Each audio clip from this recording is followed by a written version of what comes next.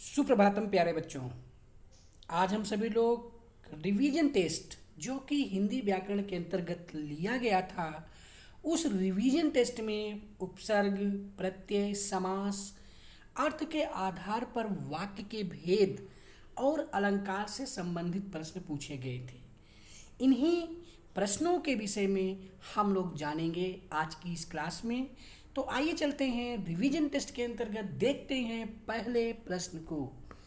Revision test के अंतर्गत निर्देश में सबसे पहले यह बताया गया है कि निम्नलिखित प्रश्नों के लिए 4 विकल्प दिए गए हैं, जिसमें सही विकल्प चुनकर उत्तर दीजिए। समास का शाब्दिक अर्थ है संक्षेप, समास विग्रह, समस्त पद, इनमें से कोई नहीं। तो समास का शाब्दिक अर्थ होता है संक्षिप्तीकरण, संक्षेप, अर्थात 2 या 2 से अधिक पदों को संक्षिप्त करके जो एक नया पद बनाया जाता है उसे हम समास कहते हैं। और समास के 2 अंग होते हैं, समास विग्रह और समस्त पद। तो इस तरह से प्रश्न नंबर 1 का विकल्प नंबर पहला आपका सही होगा, संक्षेप। समास का शाब्दिक अर्थ संक्षेप है। प्रश्न नंबर 2 है कि समास के अंग होते हैं 6, 7, 3, 2। समास के 2 अंग होते हैं, समस्त पद और समास विग्रह। एक पद को अलग अलग करके लिखना ही समास विग्रह कहा जाता है और अलग अलग पदों को एक पद में लिखना समस्त पद कहलाता है। तो इस तरह से प्रश्न नंबर 2 का विकल्प नंबर 4 सही होगा। प्रश्न नंबर 3 है कि समास में पद होते हैं 1, 2, 3, 4। समास में 2 पद होते हैं, पूर्व पद और उत्तर पद। पहले पद को हम पूर्व पद कहते हैं और दूसरे पद को हम उत्तर पद कहते हैं। तो इस तरह से समास में 2 पद होते हैं। अतः प्रश्न नंबर 3 का विकल्प नंबर 2 सही होगा। प्रश्न नंबर 4 है, समास के भेद हैं 5, 7, 6, 4। समास के जो उसका सही उत्तर होगा वह है कि समास के 6 भेद होते हैं। अव्ययी भाव समास, तत्पुरुष समास, कर्मधारय समास, द्वंद्व समास, द्विगु समास और आपका बहुव्रीहि समास। इसके लिए हमने आपको एक छोटा सा संक्षिप्त में एक ट्रिक बताई थी, दादा अब तक।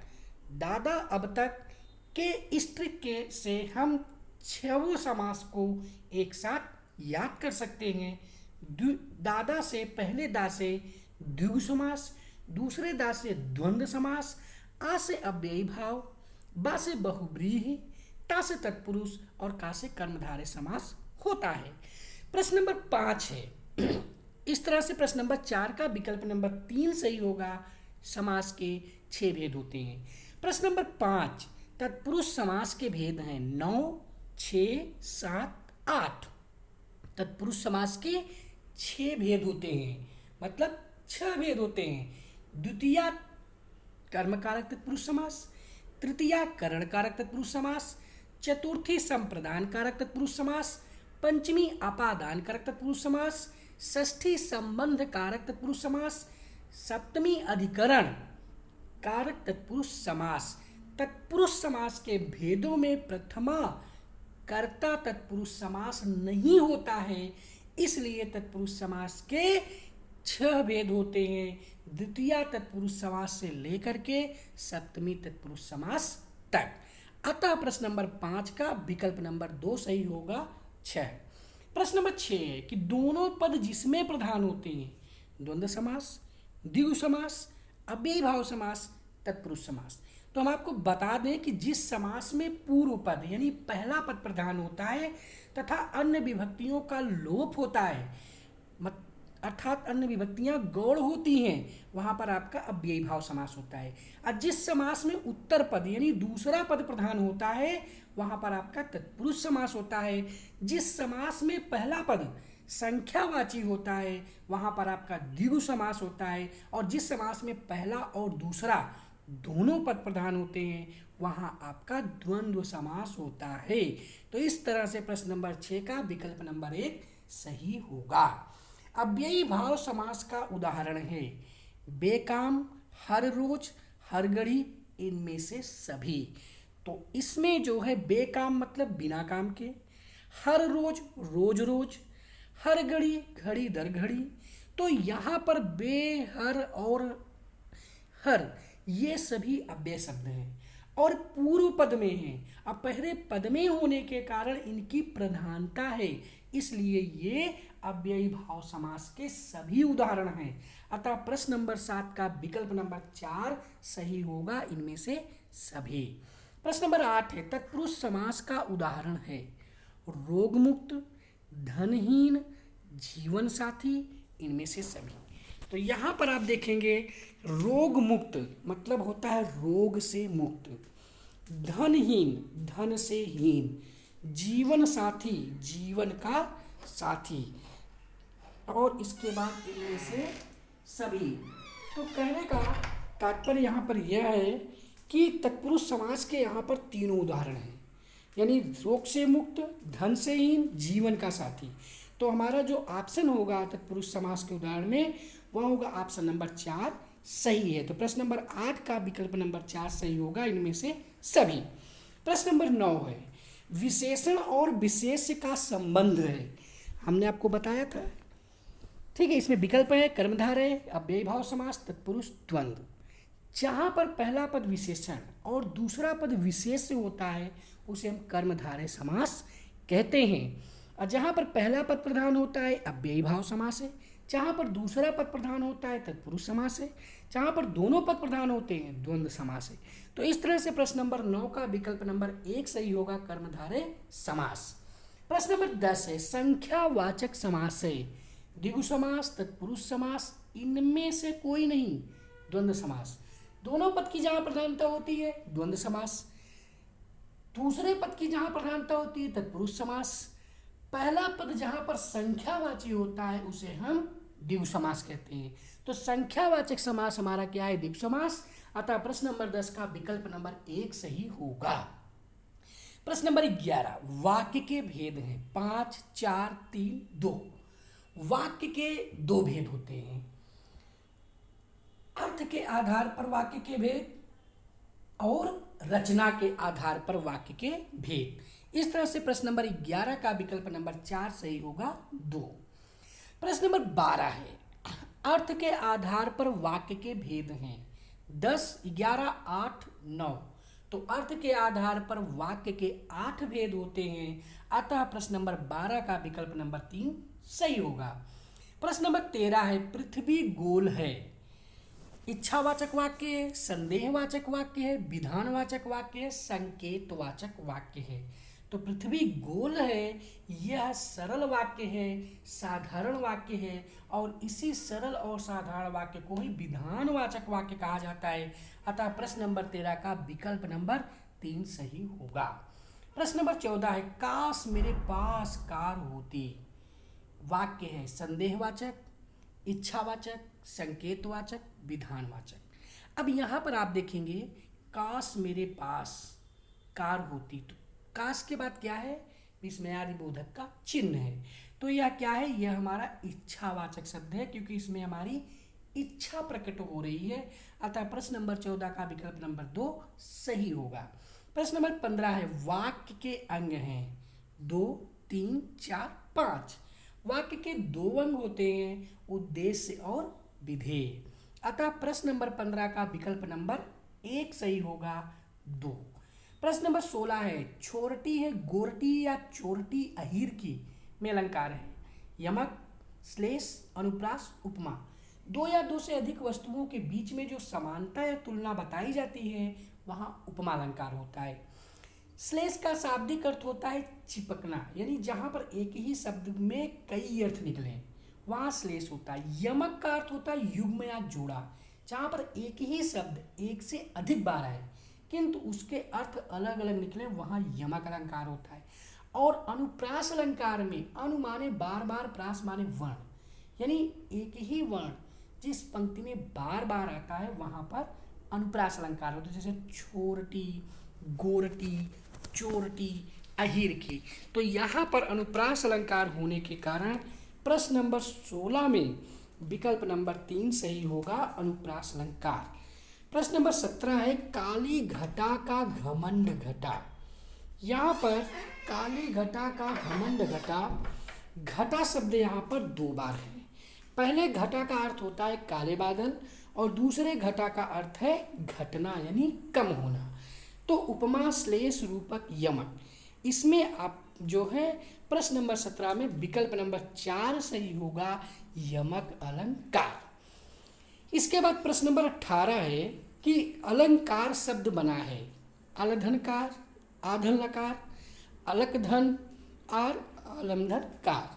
तो जो हमारा सही उत्तर है वह है प्रश्न नंबर 18 का विकल्प नंबर 4, अलमधनकार, क्योंकि अलम का अर्थ होता है अलंकृत और कार का अर्थ होता है करने वाला, यानी अलंकृत करने वाले को ही अलंकार कहते हैं।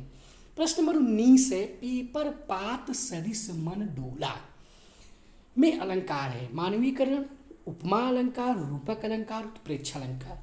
तो जहाँ एक वस्तु में किसी दूसरे वस्तु की संभावना या कल्पना की जाती है वहाँ पर उत्प्रेक्षा अलंकार होता है। जनु जानो मानो, जनहु मनहु, ये सभी इसके वाचक शब्द हैं। वाचक शब्द मतलब पहचान के शब्द हैं। और रूपक अलंकार में जहाँ उपमेय और उपमान में अभेद रूप से आरोप होता है, मतलब दोनों को एक मान लिया जाता है। उपमा अलंकार में एक वस्तु की तुलना या समानता किसी दूसरे वस्तु से की जाती है। और मानवीकरण अलंकार में किसी जड़ निर्जीव व्यक्ति या वस्तु में किसी सजीव का जो वर्णन किया जाता है वह मानवीकरण अलंकार होता है। तो इस तरह से पीपर पात सरिस मन डोला में उपमा अलंकार है। अतः प्रश्न नंबर 19 का विकल्प नंबर 2 सही होगा। प्रश्न नंबर 20 है सीता का मुख चंद्रमा के समान सुंदर है। उपमा, रूपक, उत्प्रेक्षा, अनुप्रास, सम, समान, सदृश्य, ये सभी वाचक शब्द हैं उपमा अलंकार के। तो इस तरह से समान शब्द इस पंक्ति में आने के कारण ही यह स्पष्ट हो जाता है कि इस पंक्ति में उपमा अलंकार है। प्रश्न नंबर 21 है मुख चंद्र सा है, सा, सी, से, समान, सदृश्य, ये सभी हमारे उपमा अलंकार के पहचान के शब्द हैं। इसलिए प्रश्न नंबर 21 में विकल्प नंबर 2 उपमा अलंकार सही होगा। प्रश्न नंबर 22 है पायो जी मैंने राम रतन धन पायो में अलंकार है उपमा, उत्प्रेक्षा, रूपक, यमक। आपको बताया गया था जहाँ पर एक शब्द में किसी दूसरे शब्द का आरोप किया जाए, यानी जहाँ उपमेय और उपमान दोनों को एक मान लिया जाए, वहाँ पर रूपक अलंकार होता है। रूपक अलंकार की सबसे बड़ी विशेषता या सबसे बड़ा पहचान यह है कि इसमें दो शब्दों के बीच में योजक चिन्ह का प्रयोग किया जाता है, यानी डैश का निशान लगा होता है। तो यहाँ राम और रतन दो शब्दों के बीच में डैश का निशान लगा है और दोनों को ही एक मान लिया गया है। और एक मान लेने के कारण यहाँ पर आपका रूपक अलंकार होता है। अतः प्रश्न नंबर 22 का विकल्प नंबर 3 आपका सही होगा, रूपक अलंकार। प्रश्न नंबर 23 है मेघ आए बड़े बन ठन के संवर के में अलंकार है। तो यहाँ पर मेघ जो है जड़ है और इसमें चेतन का अर्थात सजीव वस्तु का आरोप किया जा रहा है, इसलिए यह आपका जो है मानवीकरण अलंकार है। यानी जब हम किसी निर्जीव वस्तु में किसी सजीव वस्तु का वर्णन करते हैं तो वहाँ पर मानवीकरण अलंकार होता है। तो मेघ आए बड़े बंठन के समर के, यहाँ मेघ जो कि जड़ है इसका मानवीकरण दूल्हे के साथ किया जा रहा है जो कि एक सजीव व्यक्ति है, इसलिए यहाँ पर मानवीकरण अलंकार है। अतः प्रश्न नंबर 23 का विकल्प नंबर 1 सही होगा। प्रश्न नंबर 24 है वार्षिक में प्रत्यय है का, अक, उक, इक। तो वार्षिक में जो है वर्ष धन इक बराबर वार्षिक बनता है। तो इस तरह से इसमें इक प्रत्यय है, अतः प्रश्न नंबर 24 का विकल्प नंबर 4 सही होगा। शेरनी में प्रत्यय है अध, नी, आ, ना, शेर। तो आपको ये बताया गया था कि जो शब्द किसी शब्द के अंत में जुड़ करके उसके अर्थ को बदल देते हैं उसे प्रत्यय कहा जाता है। तो शेर मूल शब्द है, इसमें जब नी प्रत्यय को जोड़ दिया गया तो यह बन गया शेरनी। अतः शेरनी में नी प्रत्यय था। 25वें प्रश्न का विकल्प नंबर 2 सही होगा।